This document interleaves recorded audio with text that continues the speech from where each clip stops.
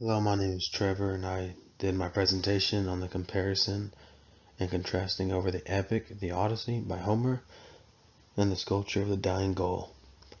Additionally, I will be analyzing the views in both works and how they each share values of the Greek culture.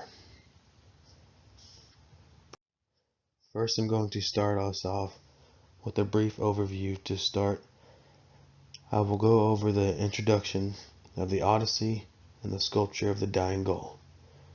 Next, I'll do my best to compare and contrast these works, and lastly, I will evaluate the values and beliefs in each of these works as well.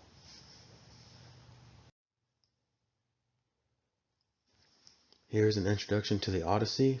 It was written by Homer in around 8th century BCE, and it was the start of a story that will last on for centuries and inspire many works along the way. A little background on this work. Homer wrote it as a symbolism of Greek culture and their beliefs of their gods, and even made them seem human-like. The story is about the king of Ithaca, Odysseus, and his long journey trying to get back home to his wife after the Trojan War. Some gods help him along the way, while some do nothing other than torment him. In the end, he conquers all challenges and makes it home after many obstacles and perils. My take on this work is that it was intended to show the amount of faith the Greeks had and the amount of oral tradition they had.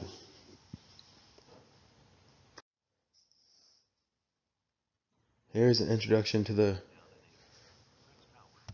sculpture of the dying Gaul. The original sculptor's name is unknown, but there are many copies of the sculpture throughout Rome and Greece. The sculpture was sculpted as a reminder of the battle between Attiliad and the Gauls. It was designed to appeal to the emotion of the viewer.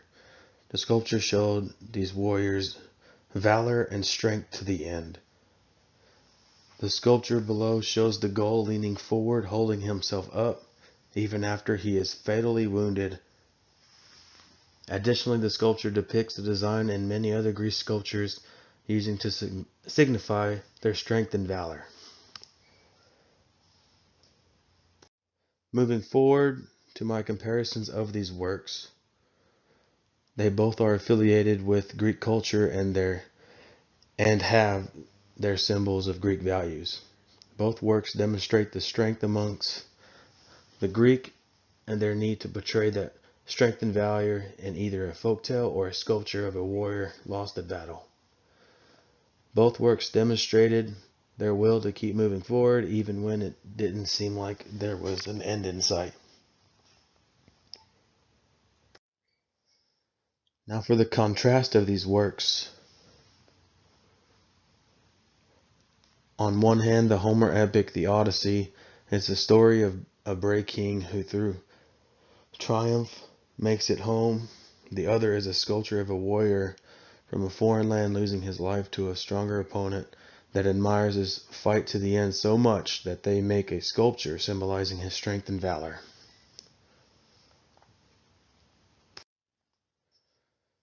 The values of the Greek was shown amongst the two works. Both works illustrated the amount of bravery and strength among the Greek. Odysseus fought through every challenge thrown his way and never quit, similar to the demonstration of the Gaul warrior who fought to his very last breath and on the battlefield. Lastly, in the Odyssey, it showed how important family was not only to the Greek, but to some of their gods as well. In conclusion, the theme amongst both works demonstrates the many values the Greeks have. They showed courage, strength, and loyalty. The Odyssey demonstrated how the Greeks looked at their gods and their will to fight for their family just to be home again. The dying Gaul demonstrated how much loyalty and strength the Greek warriors had in their battles, Even after Attila was victorious over the Gaul warriors, he admired their courage and loyalty so much that they had a sculpture made to symbolize not only their victory, but the Gauls' values. And this is my works cited page.